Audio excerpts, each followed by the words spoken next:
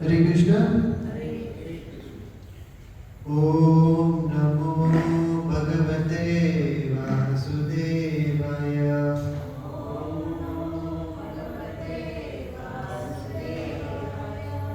Om Namo Bhagavate Vasudevaya.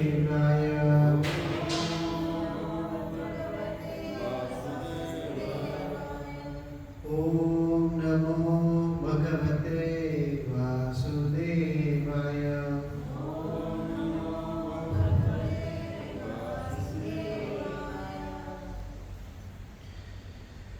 Okay, so today we are going to be reading from chapter 10, entitled The Opulence of the Absolute, text number 7.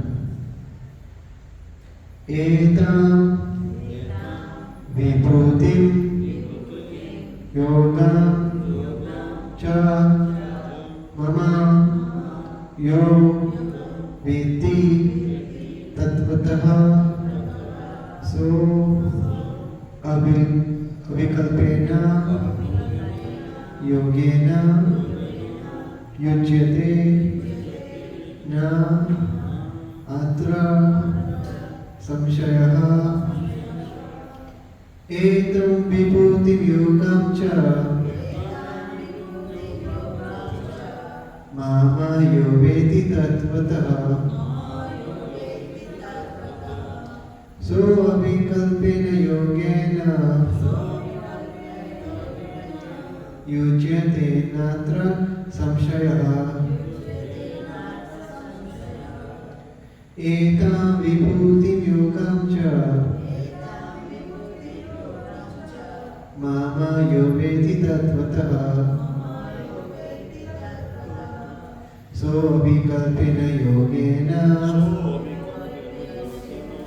yujyate natra samshayah etam vibhutim yogam cha mama yo veti tattvataha so avikalpena yogena yujyate natra samshayah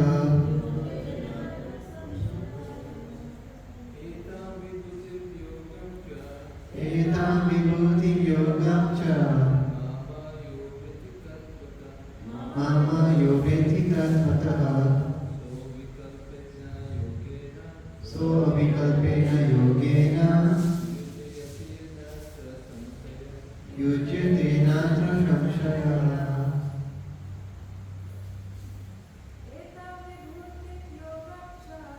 etam vibhutim yogam cha mama yo veti tattvataha so avikalpena yogena yujyate natra samshayah etam vibhutim yogam cha veti tattvataha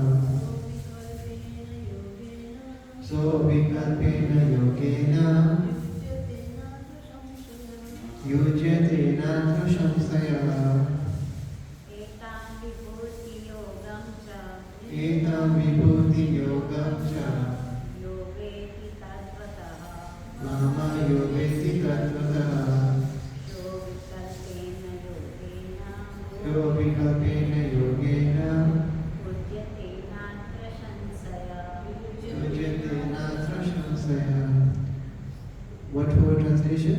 Etam, all this, vibhutim, opulence, yoga, mystic power, cha, also, mama, of mind, yaha, anyone who, veti, knows, tattvataha, factually, sa, he, avikalpena, without division, yogena, in devotional service, yujyate, is engaged, Na, never.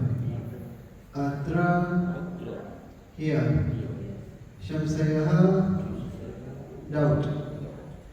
Okay, let's listen to the translation and purport by His Divine Grace. A.C. Bhaktivedanta Srila Prabhupada Ki Jai. One who is actually convinced of this opulence and mystic power of mind engages in unalloyed devotional service. Of this there is no doubt. Please repeat after me. One who is actually convinced of this opulence and mystic power of mind engages in unalloyed devotional service. Of this there is no doubt. Okay, perfect. The highest summit of spiritual perfection is knowledge of the Supreme Personality of Godhead. Unless one is firmly convinced of the different opulences of the Supreme Lord, he cannot engage in devotional service. Generally, people know that God is great, but they do not know in detail how God is great. Here are the details. If one knows factually how God is great, then naturally he becomes a surrendered soul and engages himself in the devotional service of the Lord. When one factually knows the opulences of the Supreme, there is no alternative but to surrender to Him. This factual knowledge can be known from the descriptions in Shriman Bhagavatam and Bhagavad Gita and similar literatures. In the administration of this universe, there are many demigods distributed throughout the planetary system, and the chief of them are Brahma, Lord Shiva, and the four great Kumaras, and the other patriarchs. There are many forefathers of the population of the universe, and all of them are born of the Supreme Lord Krishna. The Supreme Personality of Godhead, Krishna, is the original forefather of all forefathers.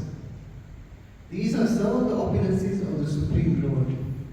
When one is firmly convinced of them, he accepts Krishna with great faith and without any doubt, and he engages in devotional service. All this particular knowledge is required in order to increase one's interest in the loving devotional service of the Lord. One should not neglect to understand fully how great Krishna is, for by knowing the greatness of Krishna, one will be able to be fixed in sincere devotional service. Om Ajnana-Timirandasya Jana-Jana-Shalakaya Chakshurumritam Yena Tasmai Shri Gurave Namaha Shri Chaitanya Manobhishtam Sthapitam Yena Bhutale Swayam Rupa Gadam Vidati Swapadadeka. Hey Krishna Purna Sindhu Dina Bandhu Jagatpate Gopesha Gopika Kanta Radha Kanta Namusade Tapta Kanchana Gaurangi Radhe Vrindavaneshwari Vishabhanu Sudhe Devi Pranamami Hari Priye Pancha Kalpatarubhascha Kripa Sindhu Yevacha Patitanam Pavanebhyo Vaishnavibhyo Namo Namah. Jai Sri Krishna Chaitanya Prabhu Nityananda Shri Advaita Shri Sadhu Ramantananda. Hare Krishna, Krishna Krishna, Hare Hare, Hare Rama, Rama Rama, Hare Hare.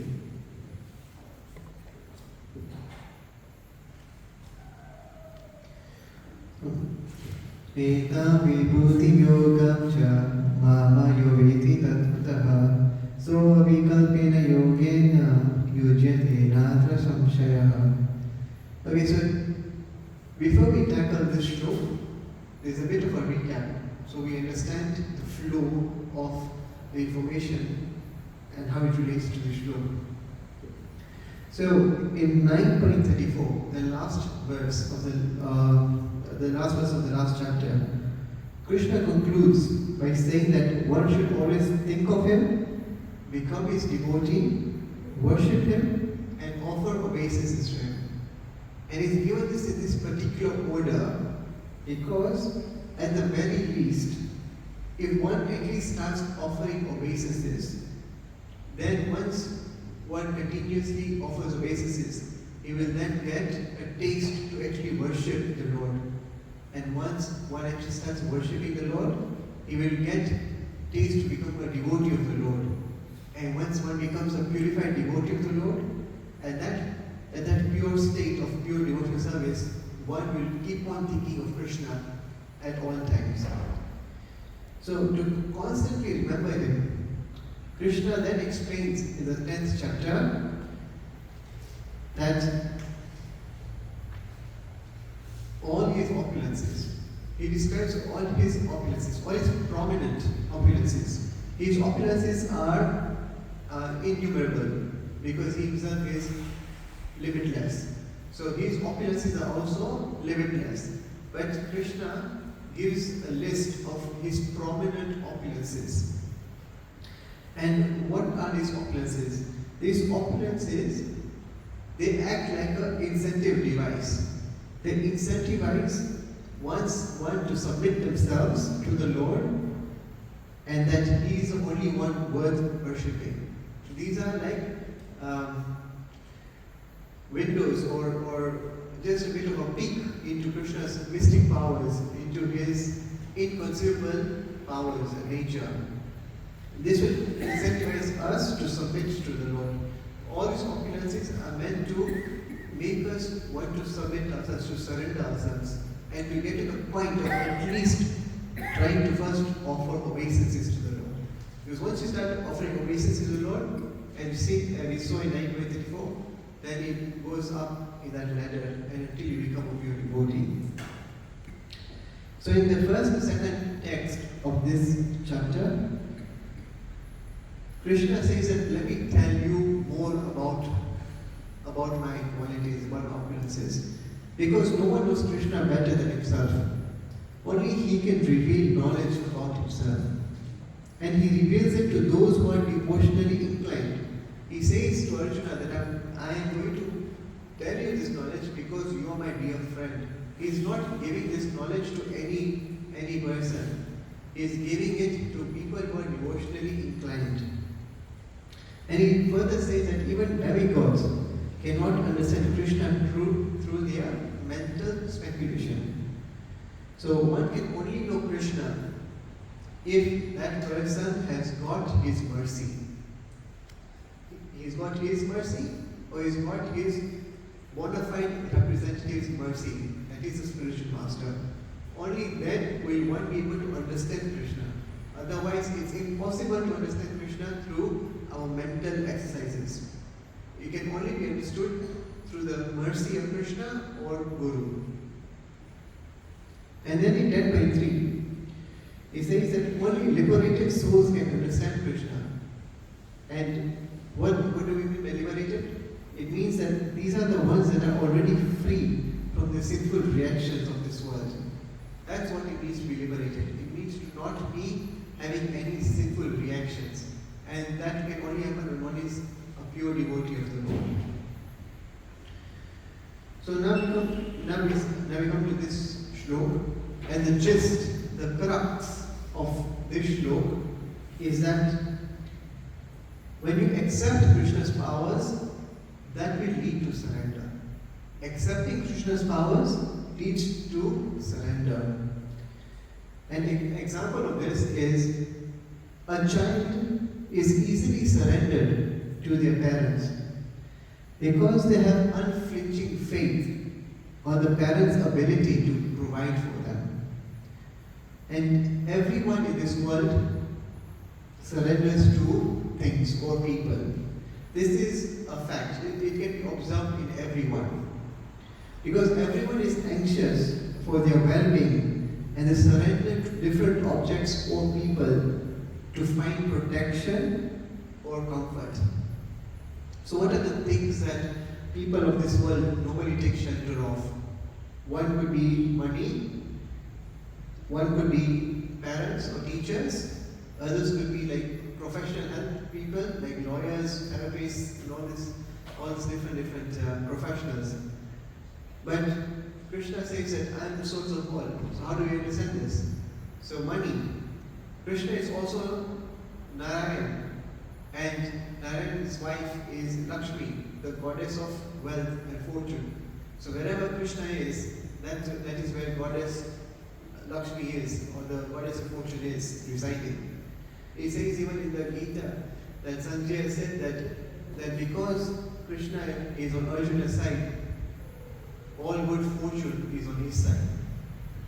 Second is that Krishna is the ultimate parent. He says that he is the ultimate seed-giving father of everyone in this universe, in this creation. And also he is the original spiritual master. From him is where all this Vedic knowledge is emanated from. From the breathing of Mahavishnu, all Vedic knowledge has emanated. So it can only be possible from Krishna himself. And lastly, by taking the shelter of different professionals, or like say there is a lawyer, you are stuck in a legal battle, and you are taking the shelter of a very renowned lawyer. But that ability in that person has come from Krishna himself. Krishna says that I am the ability man. So no matter who you take shelter of, whoever ability you take shelter of, that ability has come from Krishna. So in this way, you can see that no matter what person or thing you take shelter of, that is coming from Krishna. So he is the ultimate well-wisher, he is the supreme protector, he is the supreme controller. So all these powers, all these opulences will help one understand that he is a perfect person to surrender to, because he is the source of everything. And then in this purport, the first line is very important. It says the highest summit of spiritual perfection is knowledge of the Supreme Personality of Godhead. So the highest summit of spiritual perfection means to have knowledge of the Supreme Personality of Godhead, or of Krishna. So now God has got two aspects. We can understand this as God at office and God at home. So God at office is like the three Vishnus, Mahavishnu, Garbhodakshay Vishnu, and Kshirodakshay Vishnu.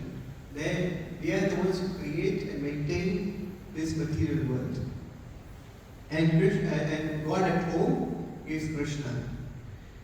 So the three Vishnus, or Vishnu, represents the greatness of God, while Krishna represents the sweetness of the Lord.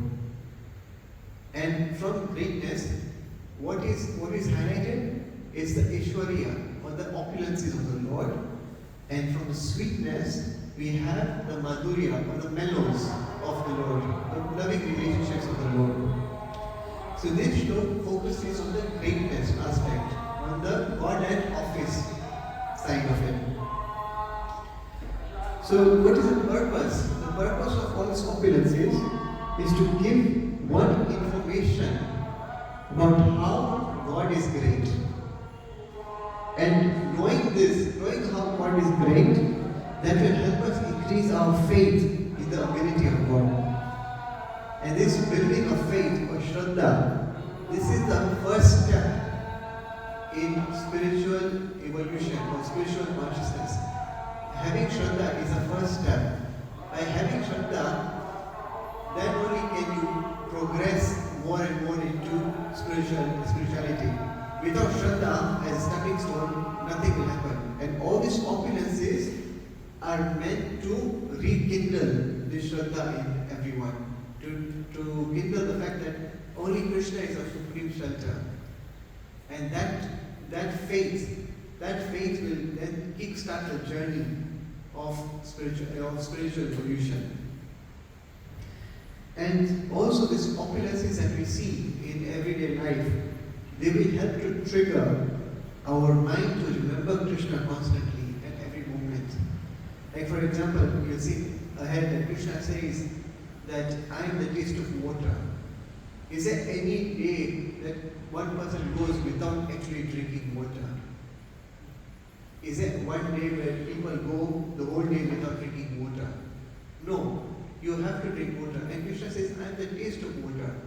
So when you're drinking water, every day you have an opportunity to realize that, oh, I am tasting Krishna. It's an opulence of Krishna. This opulence is trying to trigger your memory that when you're drinking water, a simple act of drinking water can become an opportunity to become God conscious. So these opulences are like invitations to try and connect with God. Yeah? And this comes next to the argument that some people say that we cannot see God anywhere, versus people who say that we can see God everywhere.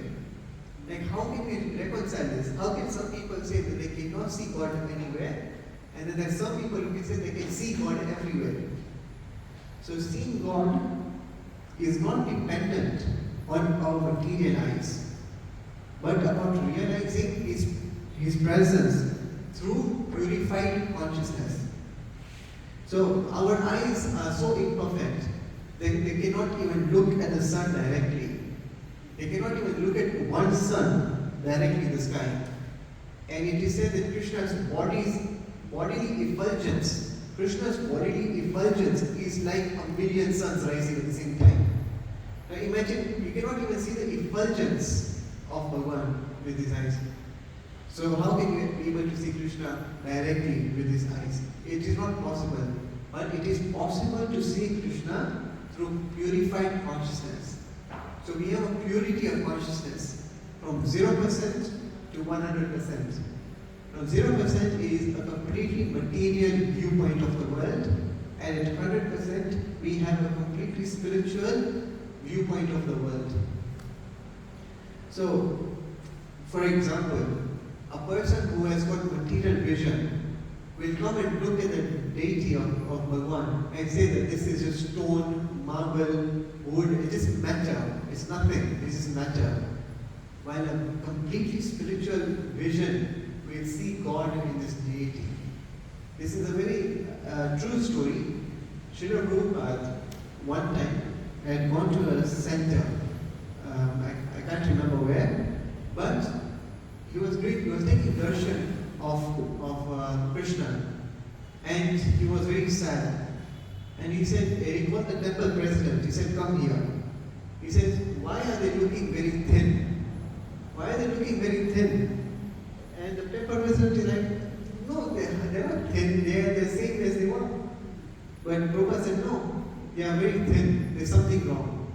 And the temple president said, yes, we have not been having a lot of donations, so we have cut down on the number of meals that we offer to Bhagavan during the day.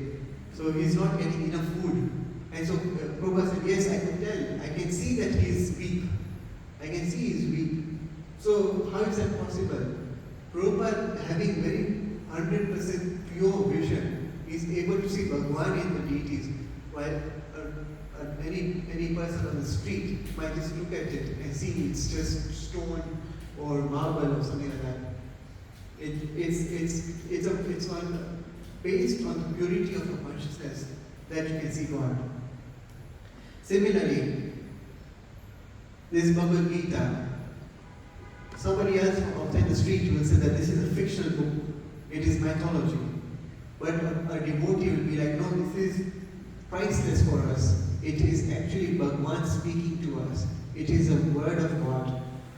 So the vision of even looking at this Bhagavad Gita is so different between two sets of people.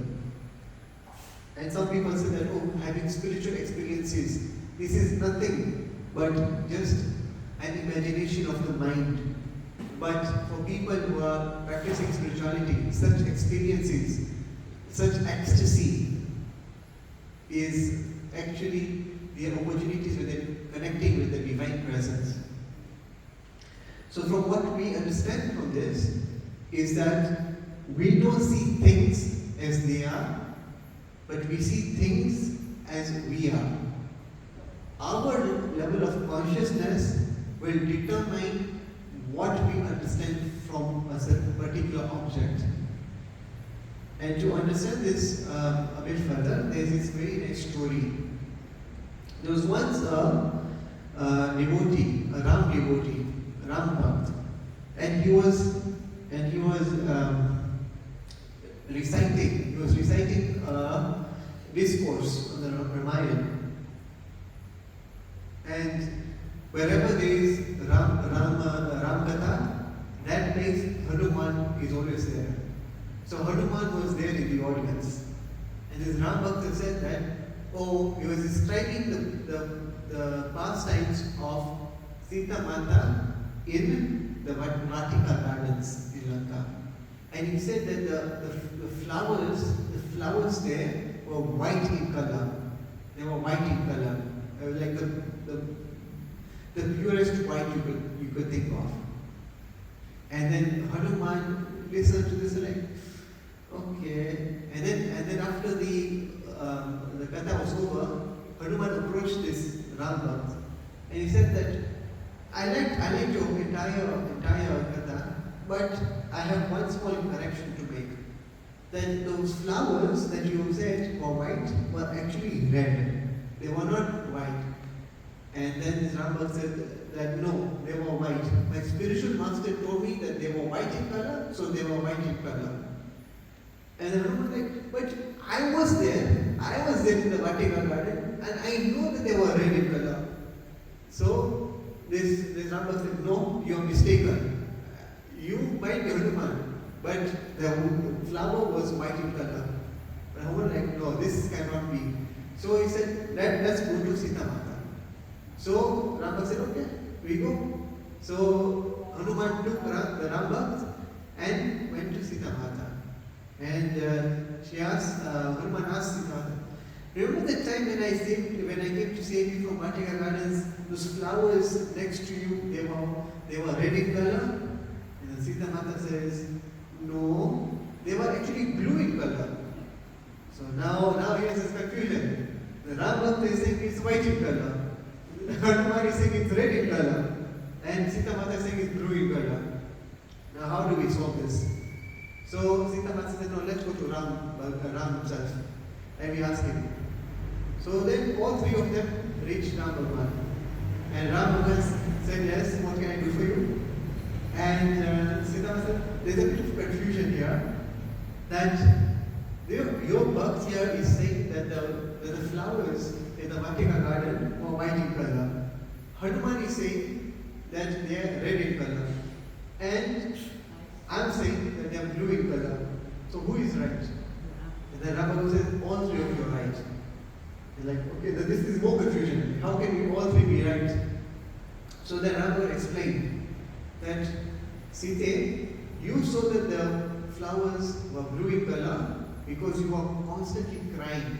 The tears obscured the color of those flowers.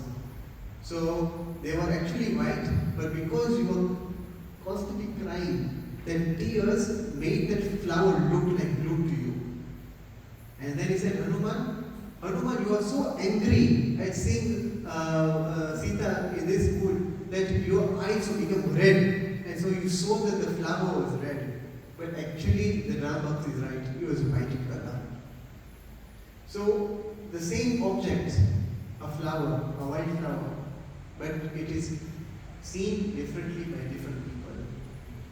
So, it depends on the consciousness at the time of that person to be able to connect to Krishna through his opulences. So, then a question might arise here that why is it even a need for this level of consciousness requirement that I need to purify my consciousness to say Krishna? Why is this need even there? Why can it not be obvious that God exists? And how is it that 99.9% of this world, they cannot even understand the most crucial aspect of creation, which is the Creator? And another question might be is, if Bhagwan is so great, then wouldn't his greatness show in this world? Why can we not see his greatness? Why can we not see his greatness? And why does he leave a shadow of a doubt in people's mind about whether he exists or he doesn't exist? Why does he have to create the doubt? So the answer to all these types of questions is because Krishna is the supreme engineer, so he's a genius. And more than that, he wants a loving relationship. But he wants a loving relationship born out of free will. He doesn't want to force us to accept Him. He wants us to accept Him through our free will. And if He had made it very obvious that He exists, then people who do not want to have a relationship with Him will have no choice but to accept Him. And that He does not want to do. He wants everyone to have their own independence, to choose Him out of their own free will. So that's why He hides Himself within the creation. And in the Gita, there's a very nice analogy for that. It's like there's a necklace of pearls. You see the pearls, but you will not see the thread that is binding the pearls together. And Krishna says that I am that thread. I am the thread inside the necklace of pearls.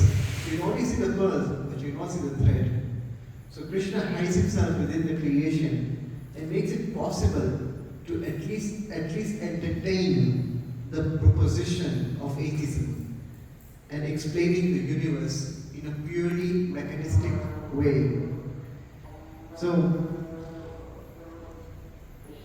we have Krishna. He's readily available through his, to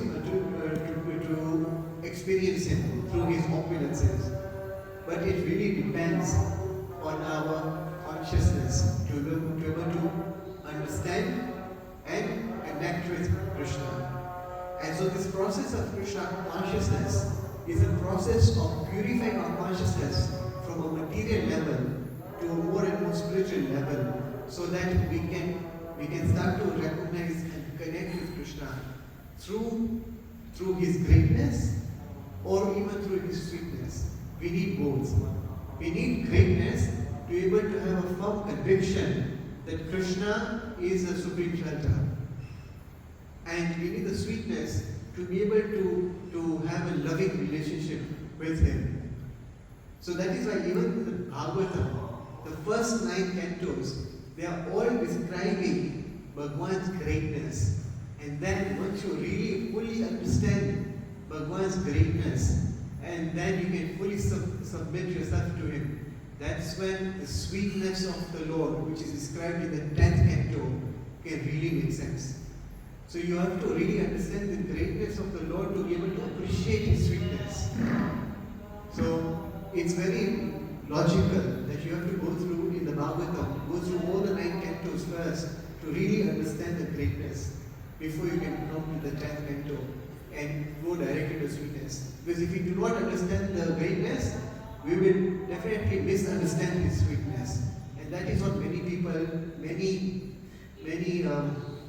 unscrupulous commentators do, is that they go directly to the 10th canto and think that all the leelas of Bhagavan can be understood in a material way. It cannot be understood in a material way. If you try to do that, you'll be seriously misunderstood. So the Krishna consciousness is a process for us to purify our consciousness from a material state, a materialistic state, to a spiritual state. So this processes of chanting and hearing and all the 9 different processes that are delineated as devotional service. If we keep on doing this, then we will get more and more purified, and as you get more and more purified, the opulences of Bhagavan will act as doors for us to connect with Krishna. Hare Krishna, Krishna Krishna, Hare Hare, Hare Rama, Rama Rama, Hare Hare. Radha Shiva Bhagavad Gita ki